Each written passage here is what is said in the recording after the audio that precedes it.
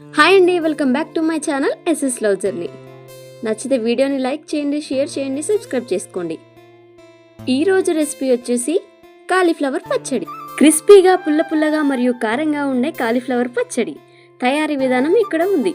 ఇది అన్నం, దోశ లేదా చపాతీలోకి చాలా రుచిగా ఉంటుంది. దీనికి కావలసిన పదార్థాలు: కాలీఫ్లవర్ ఒకటి మధ్యస్థ పరిమాణంలో ఉన్నది, చిన్న ముక్కలుగా కట్ చేసుకోవాలి. కారం, ఉప్పు, ఆవపిండి, మెంతుపిండి, నిమ్మరసం, నూనె 1 కప్పు, పసుపు చిటికెడు, వెల్లుల్లి రెబ్బలు 10 నుంచి 15 రెబ్బలు, పోపు దినుసులు, ఆవాలు, ఎండుమిర్చి, కరివేపాకు. తయారీ విధానం చూద్దాం. కాలీఫ్లవర్ ముక్కలను ఉప్పు కలిపిన వేడి నీళ్ళలో అలాగే కొంచెం పసుపు వేసుకొని 2 నిమిషాల పాటు ఉంచి వెంటనే వడకట్టండి.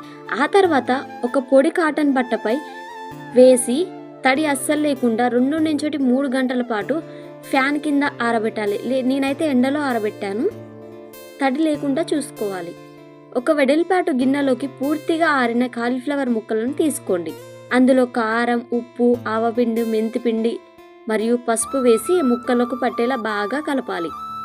ఇప్పుడు అందులో నిమ్మరసం పోసి మరోసారి కలపండి. పోపు పెట్టడం ప్రాసెస్ అయితే చూసేద్దాం. ఒక కడాయి తీసుకొని దాంట్లో ఆయిల్ పోసి ఆవాలు, ఎండుమిర్చి, కరివేపాకు మరియు వెల్లుల్లి రెబ్బలు వేసి వేయించండి. జీలకర్ర కూడా వేసుకోవాలి. పోపు పూర్తిగా చల్లారిన తర్వాత మాత్రమే పచ్చడి మిశ్రమంలో కలపాలి. పచ్చడిని ఊరబెట్టడం ఎలా? పచ్చడిని ఒక రోజంతా పక్కన పెడితే ముక్కలకు ఉప్పు, కారం బాగా పట్టి రుచిగా ఉంటుంది. ఈ పచ్చడి బయట ఉంచితే 15 రోజుల వరకు, ఫ్రిడ్జ్లో పెడితే 1 నెల వరకు తాజాగా ఉంటుంది. తడి లేకుండా చూసుకోండి. పచ్చడి కలిపే గిన్నె లేదా స్పూన్ తడిగా లేకుండా చూసుకోవాలి. ఒకవేళ మీకు వెల్లుల్లి ఇష్టం లేకపోతే పోపులో కొద్దిగా ఇంగువ వాడుకోవచ్చు. నేను ఇలాగే చేస్తాను. నచ్చితే లైక్ చేయండి. అండ్ కాలీఫ్లవర్ యొక్క ఉపయోగాలు తెలుసుకుందామా? కాలీఫ్లవర్లో క్యాలరీలు చాలా ఎక్కువ. ఇది ఫైబర్ కలిగి ఉండడం వల్ల త్వరగా ఆకలి వేయదు. దీనివల్ల బరువు తగ్గాలనుకునే వారికి ఇది మంచి ఎంపిక. ముఖ్యమైన పోషకం ఉంటుంది. ఇది మెదడు అభివృద్ధికి, జ్ఞాపక శక్తి పెరగడానికి, ఇందులో ఉండే సల్ఫరమైన్ రక్తపోటును తగ్గించడానికి మరియు కొన్ని రకాల క్యాన్సర్ కణాల పెరుగుదలను అరికట్టడానికి తోడ్పడవచ్చు. ఇందులో ఉండే ఫోలేట్ శిశువుల మెదడు మరియు వెన్నుముక అభివృద్ధికి చాలా అవసరం.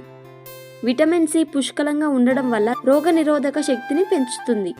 థైరాయిడ్ సమస్య ఉన్నవారు దీనిని అధికంగా తీసుకోకూడదు, ఎందుకంటే ఇది అయోడిన్ శోషణకు అడ్డుపడవచ్చు. అధికంగా తీసుకుంటే కొందరిలో గ్యాస్ లేదా కడుపు నొప్పి, ఉబ్బరం ఉంటుంది.